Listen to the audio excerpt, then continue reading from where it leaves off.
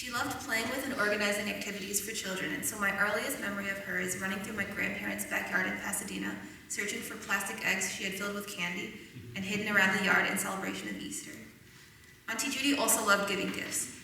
My other early memories of her are giving me a variety of things, including a paper doll cutout book, a stationery set, coloring books, and my first Raggedy Ann doll. Another reason she was the fun aunt was because she had a dog, Pooji, who would run around and play with us. Pooji was one of the lights of her life and the first dog I'd ever met. I remember looking forward to her visits because I knew that she was one of the few relatives who would spend most of her time playing with us instead of talking with the adults. And as a kid, I think that made seeing her extra special. I didn't see Auntie Judy much throughout high school and college, and really only reconnected with her when I first moved from Illinois to California about 4 years ago.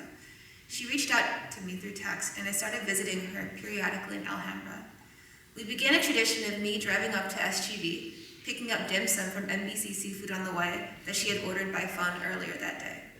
We would eat together and enjoy each other's company. She would tell me about how her dog Gracie was doing and how her physical therapy was going, and I would tell her about the work I was doing and the books I was currently reading.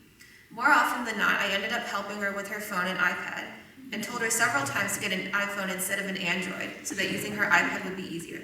But she never did, and insisted that as long as I helped her, she would be able to manage. When COVID hit and lockdown started, I didn't see Auntie Judy as much due to a visiting ban.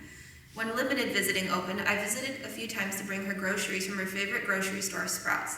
Fun fact, items that she always asked for were a bag of mini blueberry scones and Fuji apples. She also loved cookies, and as I love baking, I always made sure to bring some over. After that, Uncle Jeff and I mainly visited Auntie Judy for holidays, birthdays, and when other relatives were in town. We kept the dim sum tradition alive the whole time. Although Auntie Judy was doing physical therapy for years after her surgery, COVID put a stop to the sessions for a while, and she never regained use of her right arm and walking ability. She always tried her best to stay positive and cheerful, but there were a few moments where I could just tell how discouraged she was. She couldn't leave the assisted living center to attend church services, which she so dearly loved. She couldn't see family or friends as often as she used to, and she couldn't have Gracie live with her because she was unable to walk her.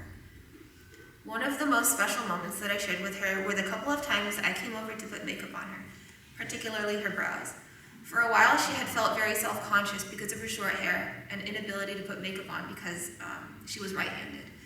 And Auntie Judy had always put special time and care into making sure her hair was styled and her face perfect.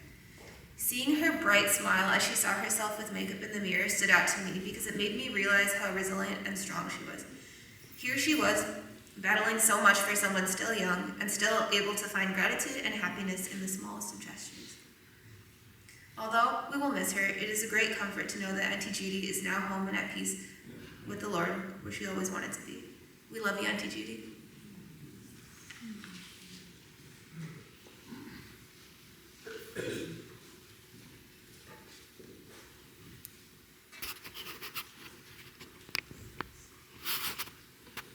Well, let's stand together.